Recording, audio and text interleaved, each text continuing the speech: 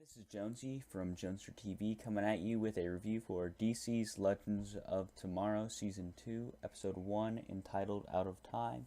Basically, this episode starts off with this geeky scientist trying to meet up with Oliver Queen named Dr. Nate Hayward. We figure out, of course, he's going to be Citizen Steel, but if you've read the comics, but he is trying to get to Oliver Queen to help investigate the Wave Rider.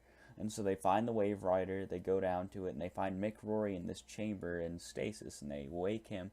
And so Mick tells this story about how the time travel team, how the last 6 months they've been defending the timeline, and you see some funny flashbacks like the one in France. And then you get, of course, to the problem they were facing at the end when everything went south, whenever Damien Darhk was basically trying to give a nuclear weapon to the Nazis. And so it's really cool to see Neil McDonald back in this role. He feels comfortable as Dark, and he really fits the villain role this episode, as, you know, he's got the bomb. And really, the first thing they do is try to kidnap Albert Einstein, and it's hilarious to see them try to kidnap him. He's the opposite of what you'd expect him to be, and he actually likes Mick more, and there's some funny jokes made about that. But that was great too, seeing him. But basically, we figure out they kidnapped his wife, actually, who knew about the bomb that Einstein was making. So they tried to stop Damien Darhk from giving them the bomb, but they failed because Sarah was too focused on getting revenge on Darhk and didn't focus on getting rid of the bomb.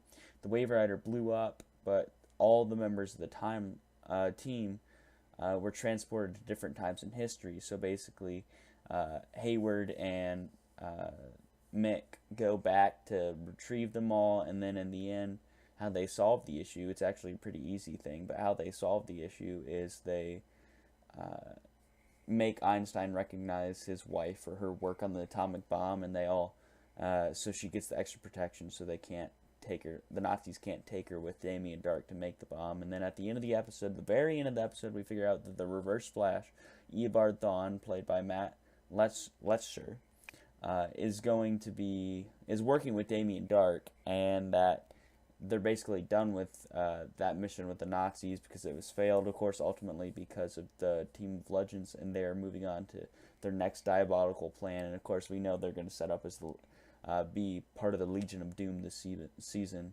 So that was fantastic. I love how they borrowed characters from the other shows. It felt organic. I love the new character, Citizen Steel, Dr. Nate Hayward. He is great. He's hilarious. Of course, Brandon Routh's hilarious in his role.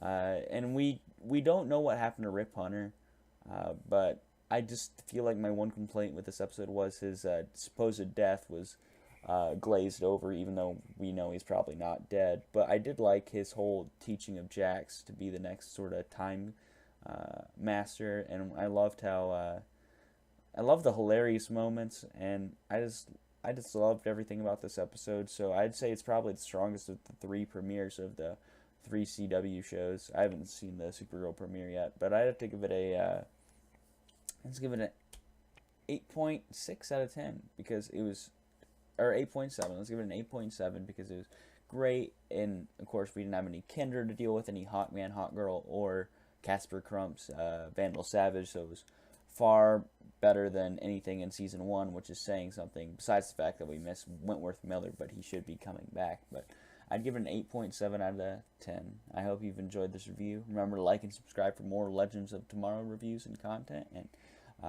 TV reviews in general. This has been Jonesy from Joneser TV, signing off.